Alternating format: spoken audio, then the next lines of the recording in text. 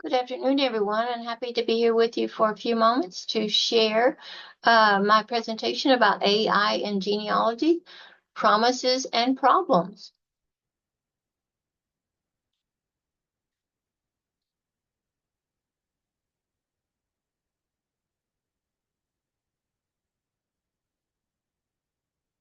And so AI does have great promise. It does have some problems, which I'm going to talk to you about. Uh, but but I'll just start off talking about special collections. And the library that I work in, of course, is a special collections library. It is still a place for original scholarship. Many times, as as all of you may know, in a library, we sometimes have to wave flags to say, yes, we're still here, and yes, we're still important. And so part of using AI and genealogy is to bring notice to the library. We can create a waving flag in that way. And special collections are a ripe field for genealogical research.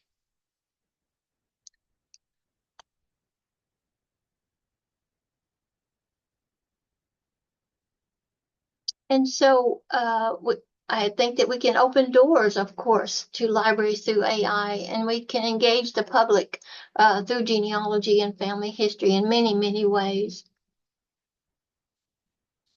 And so, what are some of the promises of using AI in libraries, particularly for family history or genealogy? Naturally, it's going to increase and speed up access to data. When uh, when Ancestry did the census, when they did the transcription for the census with the last release of it, the 1950 census, it took 9 days versus almost 9 months for the previous census in 1940. The promise of genealogy also includes photo identification. The where now that you cannot sometimes identify a photograph in the family using key points in each family member's facial profile, you might be able to identify a family member. Uh, Automated record transcription, handwriting conversion, text automation. And one of the most interesting and fun things for me has been creating images or using the creation of those images and the text and creating content. So overall, for the average person, when we think about technology is a daunting and confusing world because it is so fluid and things change so quickly. And so it takes a while to get used to and what you're doing and what you've learned about it. But I know as a librarian that those patrons are going to be coming. And so, regardless of my experience in acclimating to technology over the years, as a librarian or information professional, we know that AI has arrived very quickly, and we're all kind of apprehensive about it. What amazing things can it do? And most importantly, though, we have to be cautious about it. I remember some of the other technological advances that came through, and our library jumped on those, and they did not work out very well. And the two types that we're going to be telling patrons about are going to be the deep learning, machine learning, of course, and then the subset, the generative AI. And so I want to tell you a little bit, again, one of those promises that I mentioned are how it can create uh, images. So I had a great uncle who was assassinated uh, in the wilds of Allen County, Kentucky, not far from where I grew up. I had heard this story all of my life from my father, and I had knew very little about exactly what had happened. But I did learn from him a few details. And so in a chat box, I put in this and I asked him to create an image of what I had, a little bit from what I knew about what had happened. So I knew that this great uncle was around 30 years old. He was very wealthy, couldn't get along with anybody, um, and he was assassinated one dark night on a country road. And he died in the arms of his wife. And so I asked the chatbot to create, or it was actually Dolly, the image portion of Chat GPT, to create this. And they did come up with this wonderful image, something that, of course, that I could have never come up with. And so it's very, very good. It captures that he's wearing a nice suit. He's in the arms of his wife, and then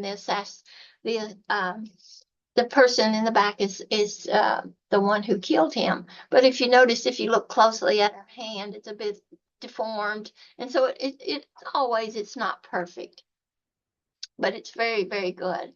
And then I also asked that it create a story from the bare facts that I have. And so from those bare facts that I gave the Chat GPT, it created this melodramatic story about in the rolling hills of Allen County, Kentucky, in the autumn of 1892. The Ritchie's family story took a tragic turn. And it talks about how he met his cowardly that he met a cowardly end uh, um, as he was ambushed. And as the sun dipped low in the sky, suddenly shots rang out. So it created a wonderful melodramatic story also about that. And so there are some wonderful promises, but there's also some problems. I heard someone say not too long ago that AI is a smart friend that's really dumb. And we might all know someone like that. And so I try to tell patrons that AI is not Google. You're not going to put in a question like, tell me who the husband of Thankful Hedge was, born in Massachusetts in 1738. So it's simply not Google. And so it will not be able to answer a question so detailed like that. So that's a good reminder to patrons. And then AI washing. So it does that as it overstates the capability to embellish and to please. And of course, you're aware then of hallucinations or false information, the way that they create those type of problems. And then it can only output what's been input. So that might have some inherent biases in those type of things. And then there's going to be privacy issues and the misuse of data. When you're logged into any website, they are learning about you. And so we have to be aware of that and think of that. And then a lack of transparency, where did this data come from? And it's certainly many times it is not, the sources are not given. And then lastly, of course, you're going to have to be thinking about copyright issues and, where are they grabbing that information and is it theirs to use? So it's just something, these are some of the problems. And so again, I like to remember it's a really smart friend, but sometimes it's really dumb.